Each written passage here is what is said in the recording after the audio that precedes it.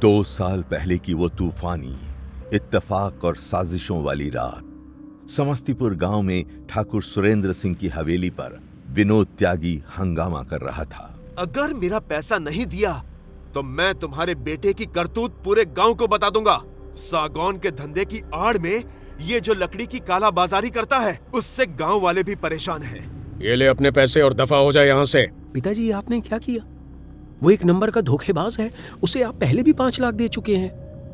हम और कोई नया तमाशा नहीं चाहते, इसलिए जो हो रहा है होने दो और अपने काम पर ध्यान दो। इस विनोद को तो सबक सिखाना ही पड़ेगा। कल्लू, चल मेरे साथ। जी मालिक। और तभी हरीलाल के खेत के पास ज्योति अपनी सहेलियों के साथ बैलगाड़ी से वापस आ रही थी। मीना, गाड़ी रुकवाओ, हमें उल्टी सी आ रही है। हम उस खेत के पास रुकते हैं, तुम जल्दी से हो आना। उन्होंने कीरत के खेत के पास बैलगाड़ी रोकी और ज्योति नीचे उतरी। वो बैलगाड़ी से दूर खेत के पास चली गई। चलाओ गाड़ी। ये सब किशन चंद की सोची समझी साजिश का हिस्सा था।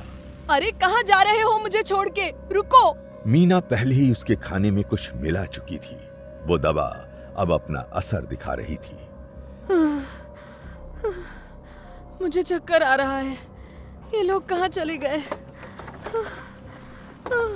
और किस्मत का खेल देखिए, बेखबर विनोद त्यागी भी उसी वक्त कीरत सिंह के खेत के बगल से गुजर रहा था। पीछे से आते चंदन और कल्लू ने उसे वहीं दबोच लिया। क्यों बे, बहुत चर्बी चढ़ गई है तुझे? तुम दोनों यहाँ क्या कर रहे हो? तुझे सबक सिखाने आए हैं। चुपचाप वो पैसे मेरे हवाले कर दे। नहीं, ये मेरे पैसे हैं जो तेरे बाप ने मुझे देने का वादा किया था। मैं ये नहीं दूंगा। ये ऐसे नहीं मानेगा मालिक, इसे सबक सिखाना ही पड़ेगा।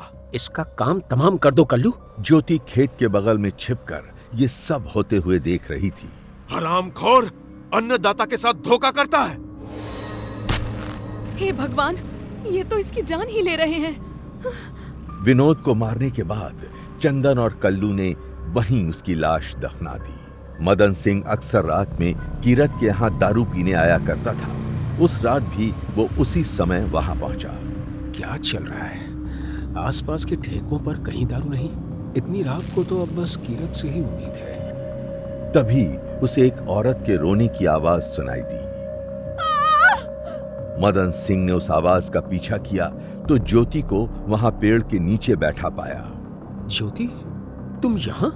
अब तक वो नशीली दवा अपना काम पूरा कर चुकी थी। ज्योति को कुछ समझ नहीं आ रहा था। मदन सिंह, तुम? वो लोग मुझे छोड़ गए। खून, वहाँ किसी का खून, उसे मारकर दफना दिया। खून? किसका खून? होश में तो हो? इतनी रात को कीरत के खेत में ये क्या कर रही है? ये अपने पूरे होश में तो नहीं लग रही है। ऐसा मौका दोबारा शायद ना मिले। अच्छा, इधर आओ। ये क्या कर रहा है? मुझसे दूर रहिए, वरना मैं चिल्लाऊंगी।